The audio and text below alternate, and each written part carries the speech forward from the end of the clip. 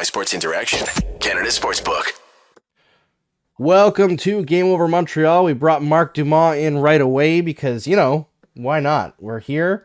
We're having fun. We're trying something new today because, frankly, YouTube hasn't been treating us very well with the live videos, so we're going to try straight to recording and uploading as a video. We do miss the chat. We will miss the chat during the broadcast because I love interacting with you all. We've got some questions. It's my favorite part. Yeah, it is. It's super fun to interact with the Habs fans.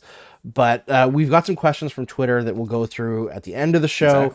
Exactly. We just watched this relatively boring, to be frank, Montreal Canadiens game between the Habs and the Rangers. But we've got some positives to talk about. We also had our eyes on the World Junior Championship gold medal game where Canada took home gold. Joshua Roy setting up a gold medal clinching goal. Oh my gosh. Joshua Roy. What a tournament for him, eh? Did we just talk about Joshua Roy for the next hour? Well, we're going to talk about him for sure. We're going to talk about him at the end of the show, along with Owen Beck, Lane Hudson, some other guys as well. Oh, you're putting the milk at the back of the grocery store, That's eh? right. Okay. That's right. Yeah. You got to stick around to get to the fun stuff. First, we're going to grill you with the painstaking Montreal Canadiens pro club and how awful they are to watch. But you know what? Frankly, there's good stuff to talk about tonight, as I alluded to. So before we get into it, we got to tell you, you think you know the way it's going to go? Make your bet with Sports Interaction. Whether it's hockey, football, or basketball, Sports Interaction has you covered. Bet pregame, live in play, or on one of our many prop bets. Sports Interaction makes it easy to play, deposit, and cash out. Join now and see all sports betting has to offer. Want to bet? Head to sportsinteraction.com/SDPN. That's sportsinteraction.com/SDPN. 19 plus. Please play responsibly. All right, Mark. I don't know how you felt about tonight's game. It was a struggle for me the whole time with the gold medal game on my phone and the Habs game on my TV to stop from looking at my phone because, frankly, it was not a barn burner, to be honest. But I did think that this is the best game that the Canadiens have played in quite a long time. Yeah, and the bar is super low, but in my opinion, and we're going to get into this, a lot of the stuff that Martin said, if anyone has a chance, go back to what Martin St. Louis said before the game. He held about a 20-minute presser, which is kind of rare for him. Martin St. Louis, like many of us, don't like hearing people like me and Andrew ask questions, and he's not a big fan of spending too much time, but I think he made a point today to talk about a few issues, and I feel like the Habs actually listened to him. Yeah, I mean, he talked about he wasn't impressed with anyone lately, which I would say that I've still been impressed with Cole Caulfield. I think he's like the one standout lately. And doing it without Suzuki feeding him, which is always, because Suzuki hasn't been great, frankly. And I don't want to trash Suzuki. I've seen some Suzuki haters on Habs Twitter, which I think is completely unnecessary. We all knew that his production early on this season was unsustainable. Was it he's getting hit with the regression. Was it Habs fans at 416toronto.com or what's the possible? But frankly, Martin St. Louis was correct in saying he wasn't impressed with anyone, and he included himself in that, and that's really refreshing to me because coaches usually do not do that. No, so and I feel like it's weird because when St. Louis made a few unforced errors, for example, not using Barron on the power play, like what's the point? Why are you bringing him up? Or Armia top line, which, hey, I mean, long term that actually might have paid off. So we'll talk about that as well. But whenever I mentioned a few unforced errors, it wasn't as if I'm saying Martin St. Louis needs to be fired or anything, but I was getting emails left and right from people saying, okay, it's a little ridiculous that you're criticizing him. Hey, like he's in a learning process as well, right? So I think it would be intellectually dishonest to ignore unforced errors. So, but at this point, what I love seeing is that he admits that he's been making mistakes, that he's learning too. So it's a learning process for everyone.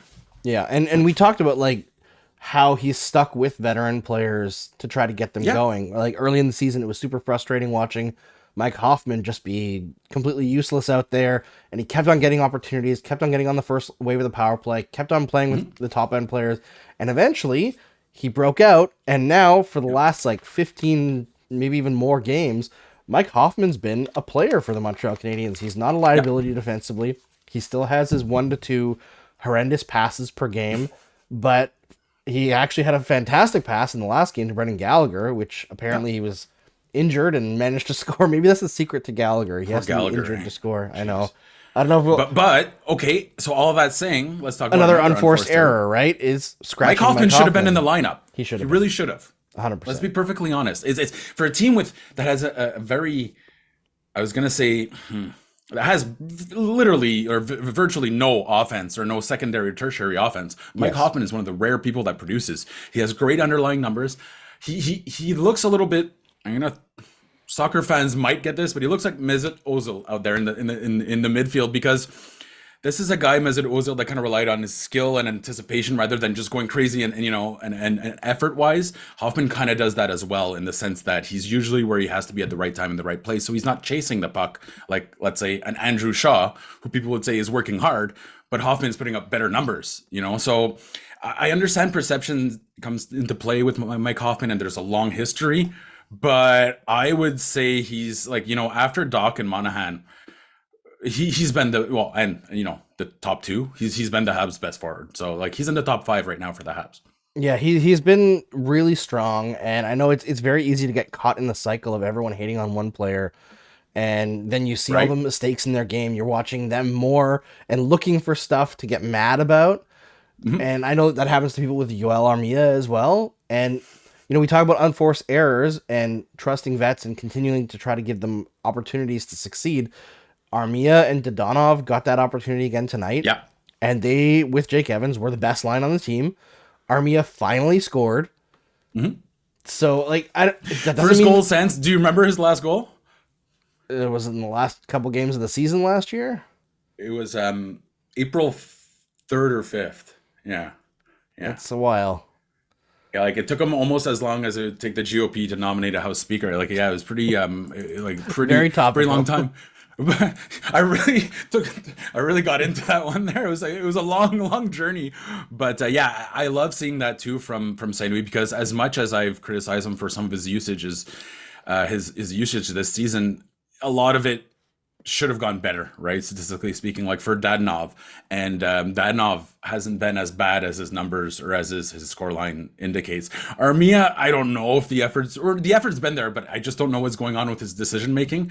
But there's no way he should only be at 1 goal by now, too, right? So there is value there in reinforcing that you're not going to leave these veterans behind, because the Habs have so many veteran players they want to move, and those guys will talk to other players. So you don't want to be known as a team that trades for bad contracts, then lets your career die.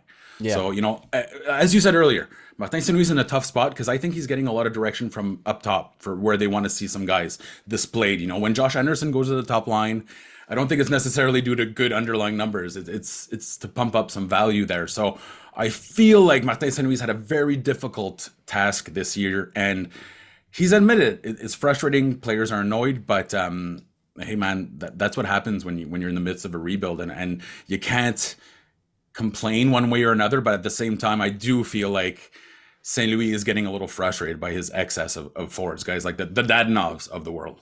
Yeah, and that makes sense, right? Like, they're so loaded with players that they don't want for the next few years, right? And it's going to be tough to move some of these bodies out and start getting the younger players in. And you look at the defense, and it's either a bunch of veterans that you don't really want to see play, or like 5 rookies at once, and then there's struggles that come from that. It's between a rock and a hard place. But I have to say, like, the people who have turned on Marty St. Louis in such a short time, I think this period of time right now where the Canadiens have been, until this game really, like truly bad, which it was only a stretch of like 4 games, but like truly unwatchable, right? Yeah, from Christmas to basically the last game, it was... Yeah, just... Step off. Absolutely brutal. But at the same time, like, you want to tank, yes, but you don't want to be horrendously bad, of course. You want to be competitive every game, but like, there's 82 games in a season. If you're going to build a team that is going to tank, even if they don't want to tank, like the players themselves never want to tank, there's going to be stretches that feel like that are hopeless, right? Like, I think the difference between what's happened here, where people are like, wow, it feels like Ducharme, and I've said the same thing, is that Ducharme situation lasted like 40 games. Oh yeah, like, do you remember at one point it was even Sham almost made a liar out of Jeff Gordon because when Jeff Gordon came in, he said, "I'm not gonna. No, no, he'll be here." Or was that when Ken Hughes came in? Either way, they're like, "No, They no, said we're they weren't keeping looking Gump." to replace the coach, right? Yeah, exactly. And then it got to a point where I think it was actually more of a mercy kill. Like any farmers Yeah. out there, you'll understand what I'm talking about. It was more of a, okay, like this has gotten to the point that it's so bad that it might impact these players long term. We're not even close to that this year. Not even remotely close. No. I think the effort, at least, is there. And going back to what St. Louis criticized. So first he said, I need to be better. I think he does, and that's the other part. Like I think we're allowed to talk about some of his unforced errors, but we're not going to turn on him. It's way too early for that, all in good time. But also one thing he pointed out was how horrendous the starts have been for the Montreal Canadiens, and I think tonight, again, the bar is so low that it'd be disqualified in limbo, but. I think that tonight was probably their best start in almost a month. They held a high danger scoring chance advantage, and it's so important to look at that stat because the Habs right now control about 41% of the high danger chances during the year. That's actually much worse than last year. So to see an increase there, that is a very, very good sign for the Montreal Canadiens, and that they're listening. Like I felt like tonight they tried, they just didn't have the talent. Whereas the last 5 or 6 games, it was no on that. Say we didn't try, and we didn't have the talent. Like potentiel dans la poubelle. So tonight was encouraging because you saw the effort, and obviously the Yoel Armia goal. I wonder how much you could have made on betting on Yoel Armia scoring tonight. I think last time I looked, because I looked when he could have scored his 69th goal in his 420th game, and it was, I believe, it was like 5-1 or something. So if you bet $100, you'd get back $600, like your original 100 that you bet, and then so if you bet $69, you would get back 300. Don't make me do complicated math. 379. Okay, but anyways, I mean, I know there's going to be highs and lows, and I think when you look at what St. Louis done this year, I mean, 5 rookies on defense, Andrew, when's the last time that happened? I think it was 1917 when the Maroons played like the Wanderers for the first game in the history of the NHL. Yeah, it's pretty unprecedented, right? And as you mentioned, the scoring chance advantage in the first period, they had the high danger scoring chance advantage each period, actually. They were 50-50 in the third period, but they were either 50-50 or better in scoring chances overall. All 3 periods. Held the advantage. That's unheard of for the Habs. Like, no, literally, I know, we have not heard it yet this year. Yeah. And listen, the Rangers aren't amazing, but they're on a heater right now. Canadians held the advantage in expected goals for percentage at even strength.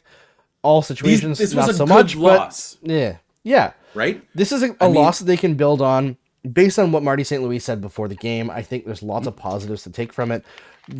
What I think would win against them tonight more than anything, obviously, scoring not working for them, but Jake Allen getting was outscored by soft. their opponents, Andrew, was getting outscored that led to the loss. But I thought Jake Allen was kind of soft on all 3 goals, not to like hang him out to dry or anything, because I think he made saves on shots that were more dangerous than all 3 goals. The classic Marc-André Fleury there, yeah, making great saves and allowing a few bananas. Yeah, exactly. And I think maybe only the second one could be classified as like a banana, but at the same time, it's just, if you're a good goaltender, you kind of expect to stop all 3 of those shots. Oh yeah, absolutely. But I think also one thing that we have to look at is Jake Allen and Samuel Montembeault. If not for them, the Habs would have been at this point, like this terrible point from the start of the year, right? I absolutely agree what you're saying, but I feel like those 2, for what they're paid and what's expected from them, I kind of feel like being like, hey, your watch is over, like, like that'll do, pig, that'll do, because I feel like they've played 3 seasons worth of hockey in the first 40 games of the season. So I think all in all, if you can keep having games like this, Andrew, where Allen maybe allows a couple questionable goals, but you put up a goal yourself, you don't allow 9 goals against, that's what you want to see going forward. Because as we saw in the Canada game, there's a lot of talent coming up at the next draft, and the more they lose, like the Habs right now, combined with Florida, who, by the way, Florida's going to start winning. Like they're not going to finish bottom 10. That's you underestimate Paul Maurice. Okay, yes, there is the Paul Maurice factor, but like statistically speaking, it's not even close. Like they shouldn't be there. But combined with the Florida stats, the Habs are sneaking in at 4th right now for the best odds.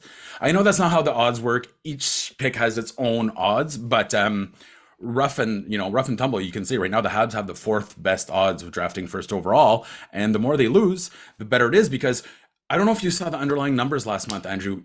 Other than Anaheim, who I think they won a couple games, but Anaheim's been putting together just the most trash pile of underlying numbers. But the Habs finished at 38% high danger chances, about 32% expected goals. Like, it was really bad in December. So if that trend can continue, I mean, the Habs are looking at a legitimate chance to draft Connor Bedard or Mishkov or Fantelli, you know. So that man, that would make, imagine one of those guys in the lineup. That would be such a game changer for the Montreal Canadiens. I mean, it's a foundational change for the franchise, right? And even if it's not Bedard, like I'm talking, you know, when you're looking at that top five is, it's you know, it's the type of thing that you dream about. So every single loss for the Montreal Canadiens, short-term pain, long-term gain. 100%. And the fact is, they're going to get at least one fantastic player in this upcoming draft. And the Florida pick, if they can just miss the playoffs, and like, frankly, they're probably going to miss the playoffs. Oh, they have so much. Yeah. Okay, sorry. I don't know if I explained it right earlier. But No. You said they're Florida's not going to be better than 10. where they are. Yeah, you said they're not going to be bottom 10. Like, but they're not going to. It's too far for them to make it in the playoffs. I think I was looking at it yesterday. I'm like, geez, you know, it's such a grind to get points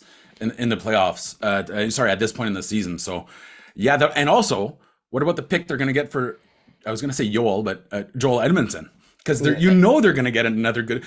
I think and maybe Sean Monahan, who's back at practice, or Lebrun. Like, this isn't just, you know, random talk. I mean, the top analysts are saying, it was Chris Johnson actually, that was saying it'll probably be a first round pick for Joel Edmondson. Then you have Sean Monahan, maybe even Josh Anderson. So I don't know if teams will actually give up their 2023s anymore. Yeah, maybe in 2024. And that's fine too, because you do want to stagger your draft picks, right? So, 100%. And if you can convince someone to give away a first round pick and you have to delay a year, that's actually decent for the Canadiens rebuild right now. It kind of fits in those age groups. So 100%. Yeah, I mean, the pain right now is going to be, as someone told me this when we started this year, I'm like, hey, like, relax. It's going to be a fun year in the sense that there's no expectations. Then expectations got high, and someone said, well, it's a development year. I said, exactly. He's like, then they said, it's the development of pain this year. So that's what it is for Montreal Canadiens fans. You develop that pain, and eventually it will be long-term gains. Because as we're seeing, like, I was actually texting with Owen Beck's parents during the hockey game, because during the Habs game, because I just wanted to get their impression. And they were saying, like, Connor Bedard at 17 is not just displaying the type of skill that's unheard of. It's that maturity. Like, he's already got that Crosby-esque captain. You know, today after they said it's not about, he's like, it's not about me. And they were even mentioning Beck's parents. We thought he'd be a little greedier because, you know, he's by far the best player in the world. No. This guy was playing as such a team player. And I know a lot of fans are saying Fantelli didn't have a good, but I mean, the guy wasn't playing a ton, right? He was essentially getting fourth line assignments. So I don't judge too much based on the World Junior Championship just because usage comes into play. And the other thing is, you got to remember, like, Fantilli's playing as a 17-year-old, right? Like, yeah, this is a tournament that is for 19-year-olds. And the gap in terms of physical maturity in those 2 years is astonishing for like, go back to, what is that? athletes. That's like 9th grade to like third. Oh, sorry, you guys didn't have 13th grade in Quebec, eh? Us was OAC, but that's I grew up out west, but yeah, we had grade 12. Okay. Quebec ends at grade 11, then they go to Cégep, which I think is okay. Well, imagine you in 12th grade compared to, you know, a kid in 9th or 10th grade. Essentially, that's the difference, you know. Oh God, yeah, absolutely. And just the fact totally that Beck made it as an 18-year-old, I was genuinely surprised, because this no pedigree. He doesn't have that Hockey Canada legacy, right?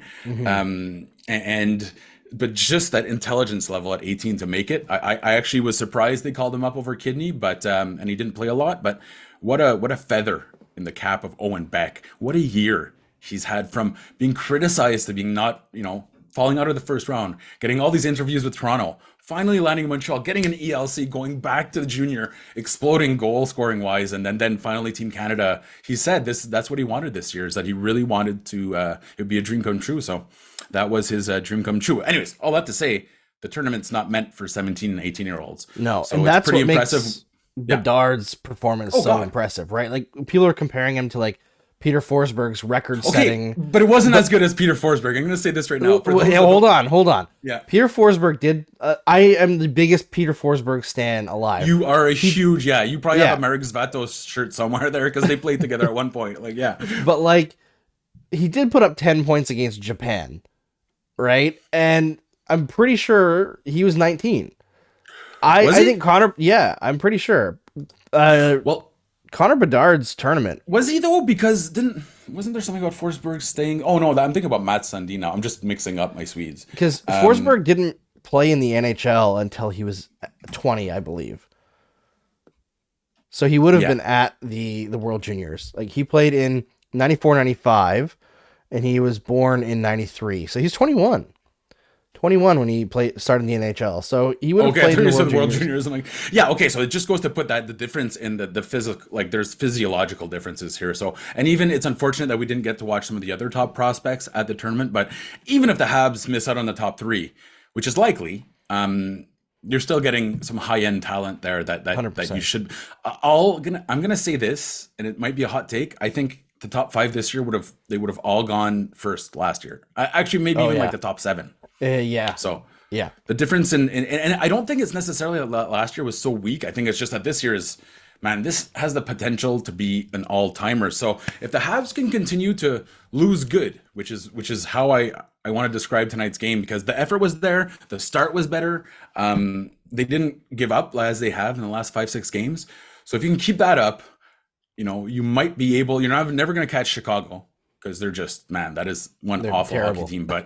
But back-to-back top 5 picks. Hey, man, that's what changes a franchise. Now you got to hit on them. You have to hit on them. But there's always some pretty decent players available at 5. Wasn't Cale Makar the 5th overall pick? I think he was like 8th or something, wasn't he? Bon. But so just go out and get a Cale Makar. No big deal. Yeah, but either way, I've heard people talk about this as the best drafts, like equivalent to 2015. And for those who don't remember, let's talk about, just quickly, I'll do a rundown of some of the players who were in the first round in 2015. Connor McDavid, Jack Eichel, Dylan Strome, Mitch Marner at 4, Noah Hannafin, Pavel Zacha, Ivan Provorov, Zach Werenski, Timo Meyer, Mikko Rantanen. Kyle Connor was in that draft. Thomas Chabot was in that draft. Yes, Kyle Connor, after Boston had 3 picks in a row where they nailed none of them. And even Eriksson Ek has become like a really good two-way center. So yeah. Well, even guys who are thought to be huge busts like Lawson Krause. Lawson Krause is having a phenomenal year right now. Is he? You know what's funny? Lawson Krause went back to because I can be a bit of a dick on Twitter. It's very true, and I was being pretty critical of him during it was like a World Juniors prep thing, and he kept getting blown up by there was this really small. I think it was who's the name of Adam Fox actually that just lit him up with a hit, and obviously a lot smaller, and he went back and he favorited all the comments of people saying Lawson Krause, you just got knocked out. So I kind of love that, because that's what Mike Hoffman did with Habs fans this year. For those that don't know, he actually favorited a bunch of really critical tweets, and I kind of like seeing I love seeing that when players don't take themselves too serious. Yeah, okay, and going back, obviously Noah Jolson, that's unfortunate, but even into the second round, you're getting guys that were very, very useful players. Impact NHLers. Rupe Hintz went mid-second round. Yeah, he's phenomenal. Right? Yeah, he's so I don't know if what happened last night there, because I saw that he might have gotten injured, but yeah. So it has the potential to be a franchise-altering draft for the Habs, and it's different in this case because, as we mentioned, you have Adam Nicholas that's involved. So, that's the kind of guy that you want your skills, you want your young players around. And I know Juraj Slafkovsky has loved being around Adam Nicholas. And I think we might have to talk about Juraj Slafkovsky a little bit too. Yeah, right? I think that is a good segue into the World Juniors, because I know Shane Wright had a fantastic night tonight, right? And anytime that Shane Wright goal. Yeah, it was beautiful. It was vintage. Doug Gilmour used to score a lot of those because he had the deal, but back in my day, so we wore an onion on our belt because it was the style at the time. And we'd say, give me 5 Bs for a nickel. But Doug Gilmour used to have a straight blade, and that's how he scored backhand goals. That these kids can score backhand goals with Newton's. They're breaking all sorts of laws of physics right now. It doesn't make much sense. But to me, it was vintage Sidney Crosby, right? And I said that on Twitter, and I was like, not many guys could nail Are you saying he's better than Crosby? No. I was saying not many guys could label a backhand. But for sure, you got top people corner that responded like that. Yeah, and people were like, yeah, well. Exactly. Juraj Slafkovsky could never do that. And I was like, listen, guys, let's not compare playing in junior, which is what the World Juniors is. I know it's the top end of junior, but it's still junior hockey, to playing in the NHL. Shane Wright struggled in the NHL. big time. Brant Clark was not great in the NHL. The best defenseman in this tournament, David Jiricek, who shout out Alan Walsh client. He still hasn't played in the... No, he hasn't played in the NHL yet. He's AHL. He's been great in the AHL, but in this tournament, he was phenomenal. Best he was a world beat. Actually, and it's far. funny because right before the Habs drafted, we were just having a little meeting at the Bell Center. I was saying, like, they really, I know they're not going to do it, but right now I'd be looking at two guys, and they're both defensemen. It was Simon Nemec and Jiricek. So, yeah, will be interesting. But to get back to it, Slavkovsky was never going to be that high-end detailed guy right at 18, right? That's what we're talking about. So today, what I really liked, obviously there was the promotion, and Martin St. Louis discussed a lot of things that Slavkovsky has to improve upon, but he was saying this experience that he's gaining, even though it's difficult games, is invaluable. And I do agree in that sense that, it's the peaks and valleys of every prospect's development. And tonight, what I really liked was after that pass that Slavkovsky made, which led to the first shorthanded goal against the Canadiens this season, he was right back out there on the ice and making good plays. So I thought that was a really nice way of Martin St. Louis to be like, hey, listen, everyone saw that. Put it out of your mind, get right out there. And, it's kind of like when you get into a car crash, you have to get right back on the road. Well, if you can, because if you wait for a while, it'll start to build up in there. So I really like that vote of confidence from Martin St. Louis towards Juraj Slavkovsky, because it was a big mistake. It was. And, I know we're going to segue into the World Juniors, but I wanted to say, like, Arbor Xhekaj has continually improved lately, I think, and has been... Did you see his game score? He was, again, one of the best. Like, he's become the best rookie now that Goalie's not in the lineup. Yeah, he's stepped up big time. He is... It's amazing. I think this is now his 6th straight game without a minor penalty. However, he should have tripped Kreider on the breakaway. If a guy's gonna get a breakaway on you and you have them within reach, just take the penalty. Every time. Yeah, I don't know how you feel about it, but to me... I would take a penalty against like a 20% power play. Yeah. I think it's a better call statistically to take the penalty in that case. Especially when you're on the power play, right? So you're cutting into that 2 minutes with 4-on-4 time. But I think the risk here is that it's Chris Kreider. So it's kind of like the juggernaut. You don't want to point him towards your goalie no matter what. You're afraid I was so impressed. He had him at the offensive blue line. He could have tripped him, though. Yeah, he's just like, oh, geez, like, I don't want to, he's already going to smash my goalie. So it was nice to see Chris Kreider and Yaro Alak in a game that didn't involve getting anyone run. But I think Arbor Xhekaj continues to impress, not only for his defensive play. I think tonight he actually got out of position a few times, which has been rare for him. He's been pretty good in that respect. Like, he hasn't been Emelining it by going out of position, but his breakout passes have been fantastic. Like, he's got much better vision than I anticipated. And as you said, if he cuts out those penalties, those game score, like the cards that people put on Twitter and they say, here's all I need for analysis, which completely throws out all the context. Those numbers will start to look a lot better because they obviously and rightfully weigh penalties against as a huge ding. So if he can keep that under control, man, I was calling him the Lyle Odeline, but that might be underestimating. Hey man, okay, no, there will be no Lyle Odeline disparagement here, but honestly, I'm almost thinking of a Barrett Jackman in his rookie year type of thing. Hopefully he keeps up, the speed keeps up, and he's already a little bit offensively better. But man, it's been really fun to watch, especially because he breaks all the preconceived notions that I've had in terms of big, tough defensemen. Usually they're bad. Let's be perfectly honest. Usually they're bad. Sure. Statistically speaking, very bad. So that's been just the most amazing story. And I guess we have to thank Marc Bergevin, right? Yeah, frankly, no, there's no choice about a lot of the players that we enjoy coming up through the ranks right now are holdovers from the previous Caulfield, regime. Suzuki. Yeah. Well, I mean, Joshua Roy, speaking of one, Joshua Roy, who set up the gold medal winning goal tonight. That's another.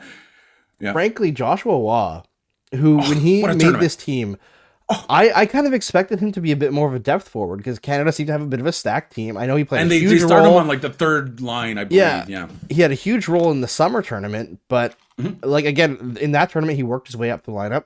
Same thing here. He ended up on the top line with Connor Bedard. I believe he finished second or third on third in scoring behind Stankoven. Yeah, and Stankoven is a friggin' phenomenal prospect. Oh man, I actually really want, and I know this is hindsight, I wanted the Habs to, that's who I thought they were going to grab with their he also wanted the Habs to draft. Yeah, and then they could have had an all Habs line there with Roy, Saint-Coven, and Connor Bedard. Imagine that. Imagine that. I mean, it would be But great. no, He was fantastic I think too, Stankoven. I feel like Roy's almost been bored with the Quebec Major Junior Hockey League this year, and Yep. when I watch him, it's either he's just dominant or comme ça il tente pas. Like and maybe it's a little critical. Maybe I'm expecting too much from a 5th round pick, but what I saw from Joshua Roy in that tournament makes me think that the transition to the NHL might be a little easier than I anticipated because he will quickly become affable to all his coaches. Like if you couldn't put a guy in every single situation, shorthanded, power play, 5-on-5, and he's dominant, that's you become like a better version of Jake Evans is a bad comparison because their style, but in terms of how quickly coaches trust them. So that'll go a long way for Joshua Roy, who, I'll be honest, Andrew, he did not look good at development camp. He did not look good at training camp. I thought this guy would be almost guaranteed to sign a contract with the Rocket, like a 1-year deal, kind of like Raphaël Harvey-Pinard, but he didn't deserve it. So it's really fun to see him kick it up a gear, when it matters most. And I'd like to see him continue that because Sherbrooke has a legitimate chance to win the Memorial Cup. So it'll be good to see. Hopefully he keeps that up when he comes back, and then that changes everything for the upcoming. I'm not sure if he gets into the Canadiens lineup next year, but you put him in an important role in Laval and see what he can do, because this kind of tournament was just playing with Connor Bedard. I know you're gonna say it's easy, and it probably is. But he didn't play the power play with Connor Bedard, and he was setting up. He was doing a lot of the hard work on these goals, a lot of the stuff that goes unrecognized. Neutral zone play where, he's shutting down plays and he's restarting them immediately, almost like Thomas Tatar. So I really loved what I saw from Joshua Roy. Top 3 tournament scoring without power play time beside Bedard. That's pretty darn impressive. Yeah, 10 even strength points at the end of the day, including the primary all assist. Of them, right? No, he had 1 power play assist. I guess. Oh no, he had a shorthanded goal as well. So 9. Oh yeah, 9 even strength points. But the fact is, he still set up the primary assist on the gold medal winning goal. He was involved in basically every high end, high leverage play in the last 3 games. I found he was just absolutely incredible. His game rose with the stakes. I'm with you that I did not think that Joshua Roy was this far in his development path, and maybe it is a case of he's a little bit bored in the QMJHL. I remember watching during the lockout in 2012-13, Jonathan Huberdeau playing. I went up to see a game in Blainville, and he was bored out of his damn mind. He ended up with 3 points in the game, and he didn't play well at all. And he hardly woke up. Yeah, and then he made the NHL and he won Rookie of the Year. There you go. Have you watched Sherbrooke this year? Because you have Dylan Gauthier and then Nathan Gill, I believe. Sorry if I messed those names up, but it's almost a constant blowout. However, when I saw him, I believe it was against Quebec, is essentially their biggest rival right now in the Q, and they played so well against them. And Roy, I believe, had 4 points, and his team had 4 goals. So you're seeing him excel when it matters most. And I know people will be critical about that, but I have no issue with Roy not being obsessed with going at 110% on an afternoon game against Acadie Bathurst there. You know what I mean? Like it's not, I know people, because there's a work ethic issue with Roy, but now it's not to the point that he has bad work ethic, is that he's kind of controlling where he's putting his effort. And hey man, every single junior player does it. So this tournament to me was just a nice confirmation that he's improved on. His skating looked decent. It's never been his strong point, but the ability to be he's a Swiss Army knife, essentially. 100%. So, someone mentioned him in on Twitter, Canadian Lehkonen, and I was like, oof, I don't want to put it that far because he doesn't have the same vision and probably worse skating, but that's not out of the question because defensively he's actually pretty darn good. Yeah, and the fact is, I remember talking to Mitch Brown and David St. Louis last year about the things that he needed to do to translate his scoring from the NHL or from the QMJHL to the NHL. Because they were worried that his skills wouldn't translate at all. Right. That was my biggest issue. Yeah. Players like him whose scoring is easy for in junior, think of Jonathan Drouin, right? Mm-hmm. Jonathan Drouin in junior could shoot from the blue line and score on 16, 17-year-old goalies like it was nothing because he was just way more skilled than everyone else, and he never really developed those pro habits. I saw pro habits in this tournament, going to the tough areas, sacrificing the body to set up his teammates, excellent forechecking. His penalty kill play, when he killed that full minute. That kind of stuff to me, and we always overrate the World Juniors on prospects, right? But we're not just talking about point production. We're talking about the actual skills that he showed game That's by what game. I look at. Yeah. And I'm just very impressed with Joshua Waugh, and I would not be surprised if he pushes his way onto an NHL roster next season. I think it'd Maybe be even better, an audition this year? maybe, but I think you go it'd be to better Laval, if he yeah. went to Laval instead. Just a better Yeah. environment, I think, to grow with. But he's not the long-term project, I don't think, that I thought he was 6 weeks ago.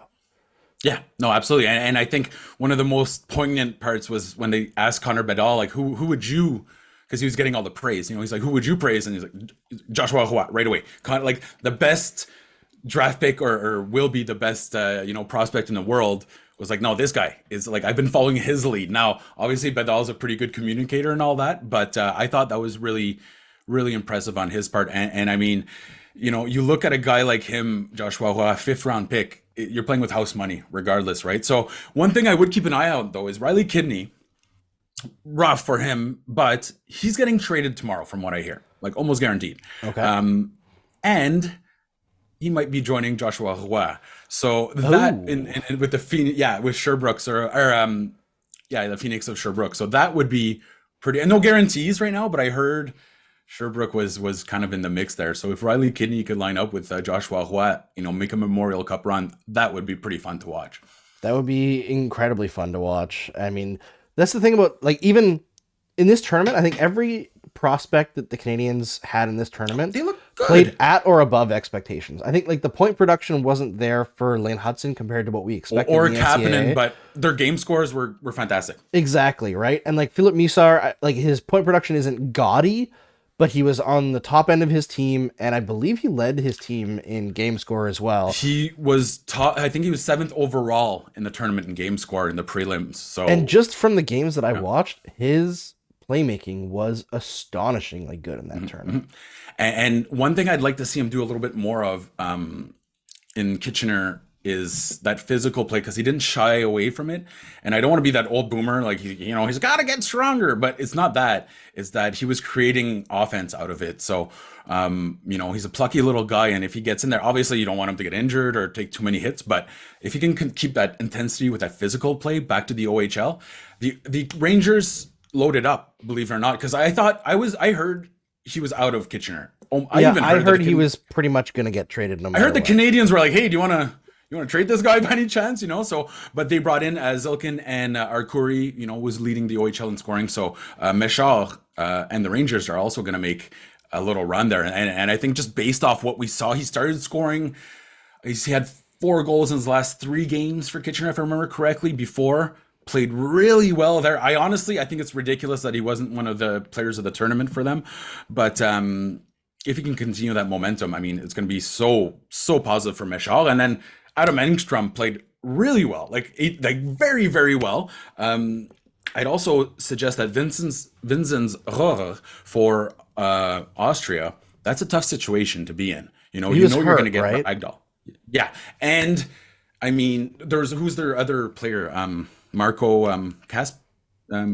Anyways, they're missing a really good player. So he was essentially their only, quality player. And it's always difficult facing Canada, but from what I got told, he was a fantastic leader, and he did really good there. He's putting a ton of shots on net, so good tournament for him. Lane Hudson, if you look at it, the points weren't there, but I was watching his game play by play, and he was making so many intelligent plays. Like there's so many good things, and his game score again was one of the highest of the tournament. So all in all, the Montreal Canadiens, their game scores combined, which is a metric that just kind of evaluates just a bunch of stuff. They had the strongest prospect pool at the World Juniors, and that's sans Juraj Slavkovsky, and that's without counting Connor Bedard.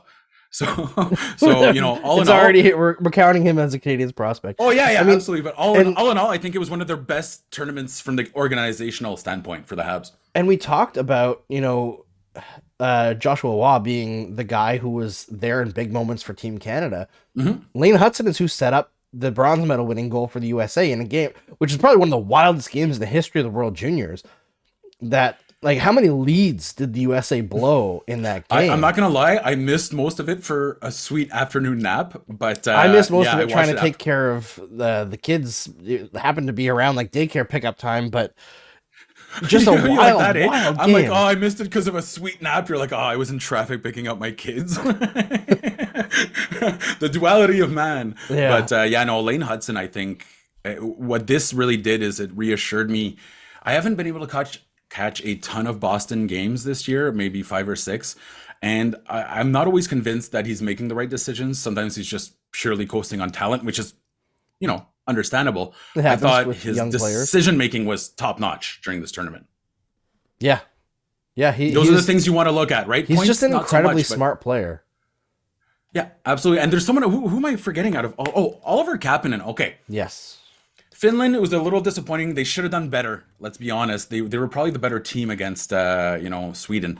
But that being said, okay, he had 2 goals, 1 assist, not a ton of production, and they probably would have wanted more from their captain. But if you look at his scoring rate right now in Liga, he's leading all under 20 players in scoring.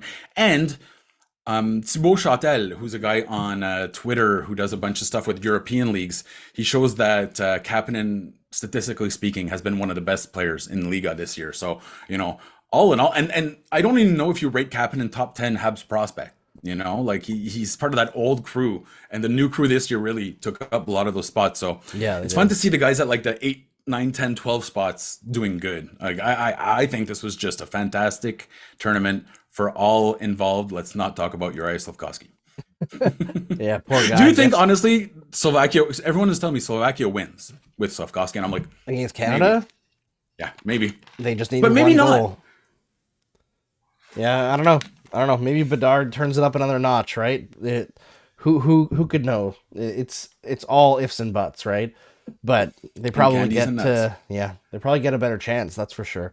I mean, Slafkovsky Absolutely, in this but- tournament, I would assume would be a man amongst boys, right? Like just his But physicality. also it's no guarantee, right? That was the other risk. It's no guarantee that you're going to go dominate. No, so, I mean, like, and even if you were to go dominate, there's no guarantee that actually helps your NHL game, right? Because it's going back to a level of hockey that you're supposed to be past, right? But one last thing about Joshua Wall, which someone brought up on Twitter. because we're gonna have to today. get to some fan questions here. Oh yes, we'll do the Want to wrap fan it up with some questions fan quick. questions? Okay. Yeah, for sure. But one last thing about Joshua Wall is, as great as he's been in this tournament and in the last tournament, if he was born a month later in the calendar year, he would have been draft eligible last year, right? Instead of 2 years ago. Yeah. So I don't think That's the a huge Canadiens would have difference, got him in 11 the fifth round. Not a chance in hell. Like he would have been Right? draft eligible after leading the queue in scoring. But the crazy part is that even if that was the case, he had like 14 years old. They said, "Oh, he's lazy," and guess what? I was pretty lazy at 14 too. I mean, I'm still lazy at whatever age I am now. But it's what I really liked is that he put the onus on himself. He admitted, he's like, "Yeah, I was, man, because I was better than everyone." Like, Yep. But then I got to a team, Sherbrooke, that really wanted to help me improve upon those things. And when I spoke to their Stéphane Julien, I believe, he was saying, listen, we don't get credit for this. It's Josh that came to us and said, I want to get better. Help me. So I think there's a lot of maturity there for a 17-year-old kid to be like, hey, like my career is in doubt right now. So that is very, very encouraging. Yeah, it is 100%. Huge hats off to Joshua Wall. And hey, Owen Beck, we didn't talk about him because he didn't get very many shifts, but every shift he had for Team Canada after coming in relief Fantastic. was absolute banger. And he should take a page out of, I think it was Zach Dean's book. I don't know if you saw the post on Zach Dean's Instagram where he posted the highlight of his setup for Fantilli. And he said, "Oh, what a pass by me." So What? he's like, "What a pass by me." Like he posted his own highlight and was like, giving Okay. himself credit. I thought you meant about like tonight there. I was like, No. You know what? No, for the last like game. that. I love Hell it. yeah. I love it. I love the personality. And Owen Beck, Joshua Waugh, Lena Hudson, every Canadiens prospect, give yourself a pat on the back for this one. That It was a great just a tournament. fantastic World Junior. Yeah, and I'm gonna say this before we get, man, wasn't it nice to see the World Juniors back in a junior rink? Yes. I'm like, man, So much Andrew. better. Okay, did you go to some of the games in Montreal? It's No. flat. It was boring. It was the broke. worst. The atmosphere sucked. The only good NHL rink World Juniors has been Ottawa. Had one of the best ever in terms of attendance, and they kind of ruined it because everyone's like, oh, let's just do what Ottawa did.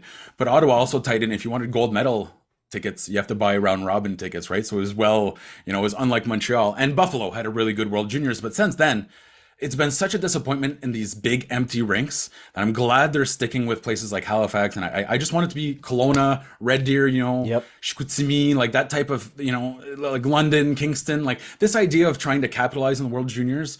I understand we're at endgame capitalism, but I actually think you have probably a better margin for profit by going the junior route because your overhead isn't as high, and it's a big event in these towns. Whereas, in Edmonton it's like, it's a world-class city. So kudos to, well, I'm not going to give them kudos, but it was a good move by Hockey Canada to rectify their mistake. Let's put it that way. It 100% was, and good move by the IHF as well.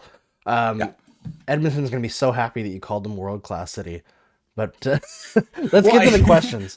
Hey, man, the mall. It's a big mall. I still remember getting lost there. It used to have dolphins. Right? Oh, yeah. Did they? Because I know at one point the Oilers practiced there. But anyways, okay. There's one here from John G, who is Madi at 19. He says, anybody think some heads should start to roll for this pathetic excuse of a power play? Losing is one thing. Boring loss is not acceptable. What do you think? I don't think heads roll is the right expression. I think everybody assumes that Alex Burrows is the guy running the power play. Marty St. Louis is involved in the power play. Like, very much so. They work together on it. It's not working. Marty St. Louis used to consult on the Columbus Blue Jackets power play when John Tortorella was there.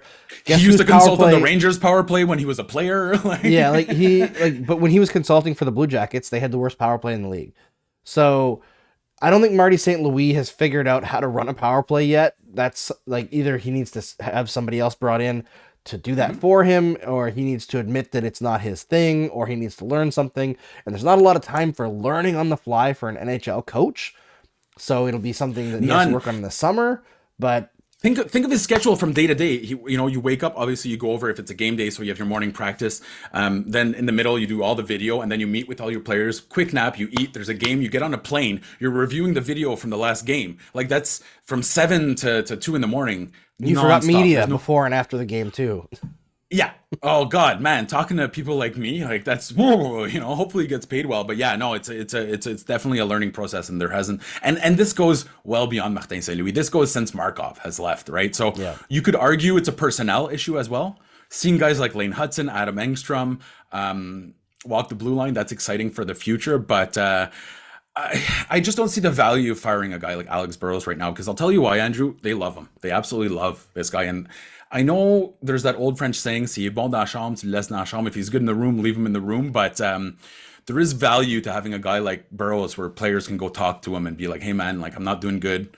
What's up?" Whereas St. Louis, I think, is a little colder on that. And he has to be, right? He's the head coach. So yeah, I don't see the value of doing it now, but I think you do reevaluate at the end of the season, right? Yeah, you do. And he might move into a different role, right? It's a tough situation because the power play is terrible, and like we talked about tonight, the game was pretty boring. Seeing Chris Weidman back on the first wave power play, I'm like, listen, I know that it wasn't working before, but no, stop that. He can't do it. He's too slow in terms of foot speed and too slow in terms of decision making. Yeah, like every time Chris Weidman has the puck, yeah, he waits. He tries to wait for the perfect opportunity, and then it's gone, and all he can do is shoot into a shin pad. It drives me nuts. So there is a personnel issue there too, because let's be honest, they've tried 5 forwards, which usually we'd be celebrating. Unfortunately, it's not amazing 5 forwards. So yeah, but it's, hey, listen, the Montreal Canadiens have had the worst power play, not just this year, in the last 5 years. So I think I spoke about it earlier this season. People said, no, that's good. You don't have to have the worst power play in the league to draft first overall. There are some things like the power play, and Nick Suzuki admitted it's getting really frustrating, that you can improve without destroying your draft odds. And you don't have to go to like 30%, right? Like, you don't have to have like over 13%. Yeah, you just have to not be in a situation where getting a power play is a negative. that's exactly it. What's supposed to create momentum sucks all the life out, and absolutely no. But I think you reevaluate, but you don't talk about firing. This is part of the process. We knew the Canadiens were going to be bad, so you kind of hope that they learn from it. But by next year, if it starts at, I was just saying, I don't think you fire an assistant coach mid-season during a rebuild. It's just like no, but even at the end of the year, right? Exactly. But I think maybe next year, when things are starting to get a little more serious, and if it's that bad, then you reevaluate. Do you have the questions in front of you, or do you want me to throw another one? I don't know if you sent them to me or not, but No, You read also about I didn't see that. We have Hyper Influx, which is at Moros Twitter. So what will the Habs do with Hoffman, Dadonov, Drouin, and Armia, considering their stats? Because we've talked about trading them, but in my opinion, Jonathan Drouin has negative trade value right now. Yoel Armia has negative trade value right now. Evgeny Dadonov has negative trade value right now. And Hoffman will get a return. But out of those four, obviously, Drouin's on an expiring, right? Yeah, I don't. The thing is, they're in a position where they don't necessarily need to get anything for those guys. Mhm. I think Hoffman stays this year. I think because he's been a good team guy, they seem to like him. He's rebounded a little bit. I think Yeah. they wait until next year so that they don't have to take a hit on the return, and it's just an. That's what's been expiring holding up the contract. Habs this year is that they don't want to retain. Yeah, exactly. And like I think they could retain for like a 2-year situation like Armia or even Edmondson or Hoffman. I don't think that would hurt them at all.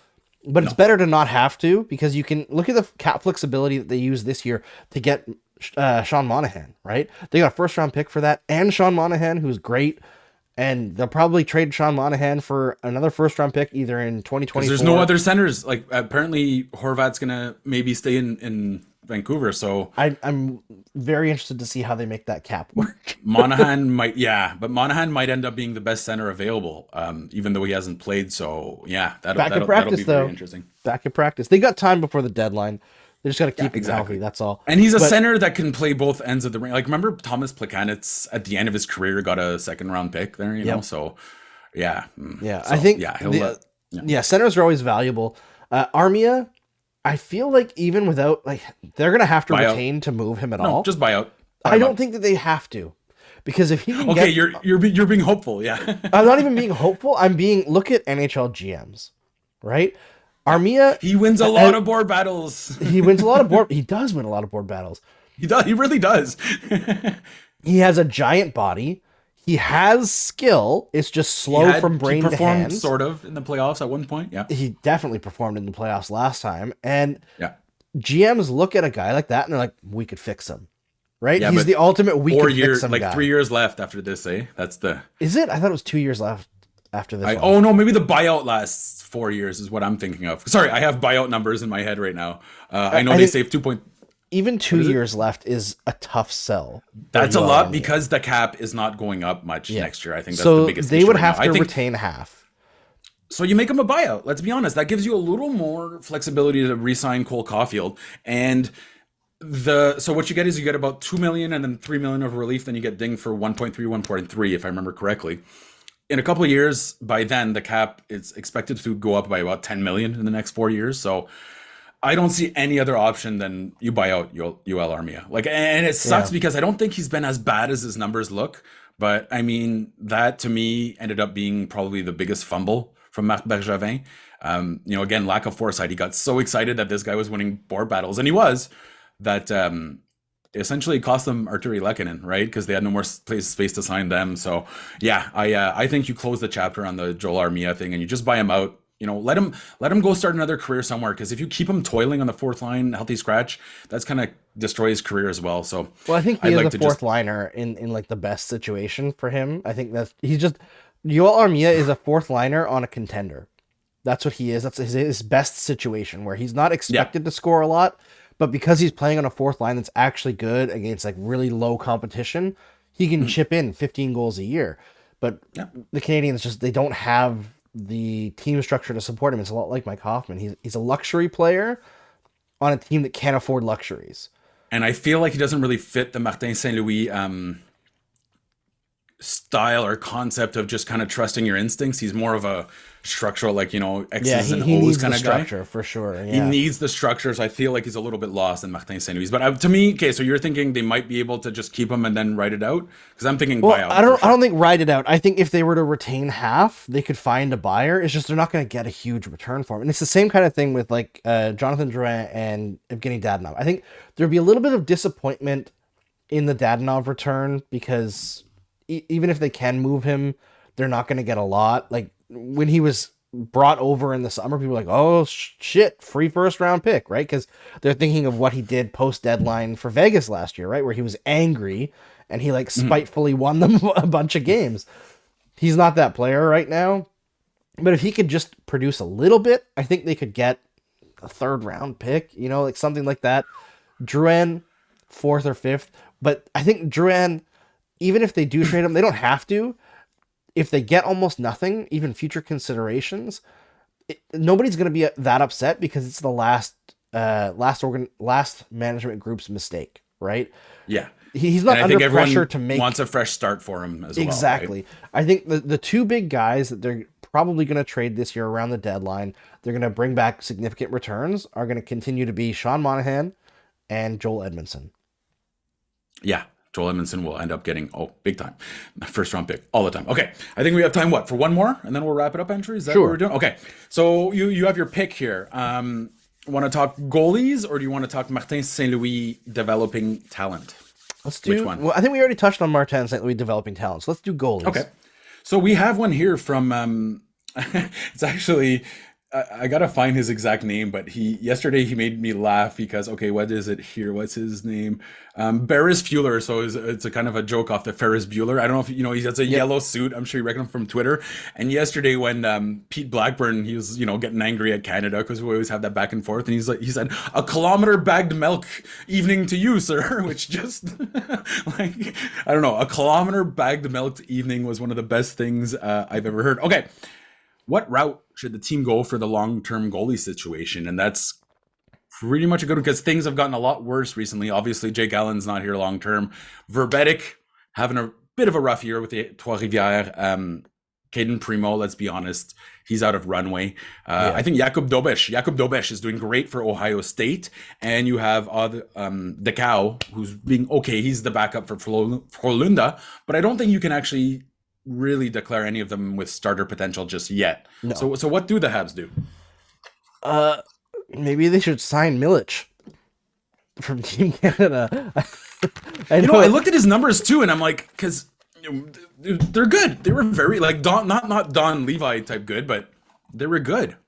Yeah, he's got a 919 for the Thunderbirds this year, 912 last year, 913 the year before. It's hard to project goaltenders, but Is it because he's not 6'5"? Is that the issue?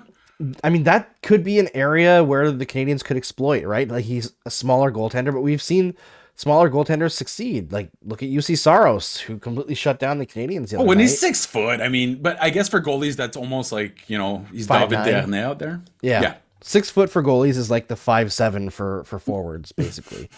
But I would look into free agent signings.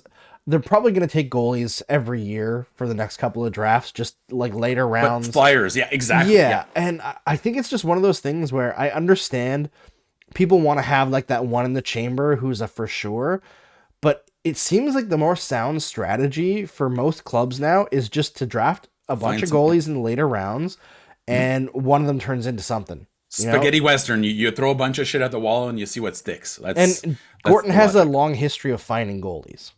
And you tend to go into the NCAA and Europe because you're going from 2 years to 4 years that you own their rights. So, I absolutely hate the idea of drafting a goalie before the fourth round. Obviously, there's always some exceptions. But to me, I don't even know if I draft them that many. Andrew, I'm feeling like teams now are just signing the Avalanche came into the season with Francouz and Kemper as their goalies? Georgiev, so less than Kemper. Georgiev, yeah. Okay, so there was a bit of so that kind of destroys my whole argument. But ever since the Blackhawks won with Niemi, I've kind of been convinced that to win, you need good goaltending, but not necessarily great goaltending. And in the Canadiens' past, they're depending on great goaltending, but that's not sustainable. So I'm not that worried about goalies. There's so many good goalies out there and so few positions for them to prove their worth. Like every organization has essentially 6 spots for goalies down to the ECHL. So it's tough to get a read on them. And, I don't worry too much. And I'd also would like to kind of see his numbers got a little more normal, but Montembeault kind of showed a lot more than I was expecting this season. So goalies peak around 26, 27, 28. I wouldn't mind seeing, what he could do as a starter for a whole year. And again, I think it's the 17th time I've traded Jake Allen, but you trade Jake Allen at the deadline. And honestly, it'd be cool for him too to be playing with a contender, and then you just see what happens with Montembeault. Sign about like goalies are the weirdest value in the NHL trade market. They're the most important player on the team, but they have no value. So I think you exploit the untapped market reach. I wouldn't even, 6th, 7th round pick, sure, like what they did with Caden Primo, but other than that, you don't worry about it. You can find a pretty good goalie pretty easily, in my opinion. Yeah, I mean, look at the Boston Bruins, right? Everyone was freaking out about them losing Tuukka Rask, and they're like, well, we'll just... Which, to be fair, I mean, yeah, I get it. Yeah, like one of the best goalies in their franchise's history, and then Jeremy Swayman obviously is a prospect of theirs, but it hasn't been Swayman carrying the bag this year, right? It's been Allmark. Yeah, and Allmark has been incredible, who they just stole from Buffalo, who had a great season in Buffalo, and the Sabres there's a bunch of Allmarks in the NHL every year, right? Is basically the way I look at it.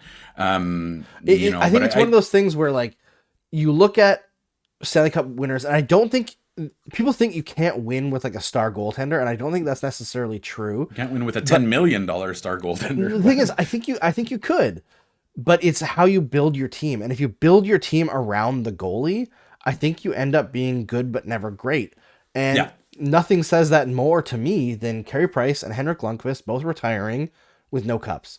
Or José Theodore. Okay, yeah, that's where you're going with that. Well, no, José Theodore basically did that for what Price did for the Habs for many, many years as well. But yeah, if your goalie wins a Vezina and a Hart Trophy in the same year, you are a bad coach. Okay, that's if you're over reliant. And there's only one coach that's ever had that happen to him, and it's happened to him twice. Michel Therrien, comment ça va, mon chum? So yeah, I know in Montreal there's a long history of okay goalies, but I wouldn't worry about it. And I actually don't mind the idea of kind of moving away from, as you said, building around a goalie, because there's logic there, but there's very few success stories.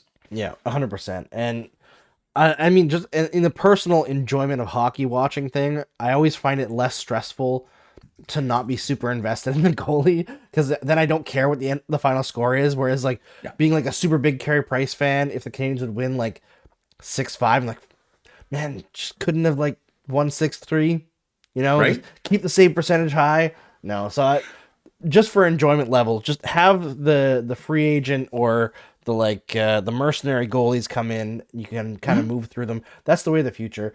The money goalie era was pre-cap for a reason.